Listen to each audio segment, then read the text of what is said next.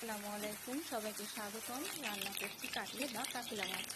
একটা পেঁয়াজ কুচি, একটা কাঁচামরিচ চিরা, হাফ কাপ তেলের মধ্যে ভাজতে থাকবো। 2টা লবঙ্গ, 2টা গোলমরিচ, একটা তেজপাতা দিয়ে দিব।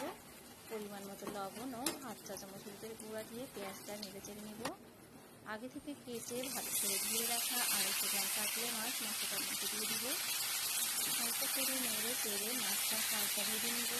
মাছটার রং যখন পরিবর্তন হয়ে আসবে তখন দিয়ে দিব 1 চা চামচ রসুন বাটা, 1 চা চামচ আদা বাটা, হাফ চা চামচ শুকনো মরিচ গুঁড়া, হাফ চা চামচ ধনিয়া গুঁড়া। হালকা নেড়ে চেড়ে সামান্য পানি দিয়ে দিব। পানিটা যখন শুকিয়ে আসবে তখন আরও কিছুটা পানি দিয়ে দিব। হালকাভাবে নাড়তে হবে এবং পুরো রান্নাটা খোলা রেখে করতে হবে। ঢাকা রেখে করলে মাছগুলো ভেঙে যাওয়ার সম্ভাবনা আছে।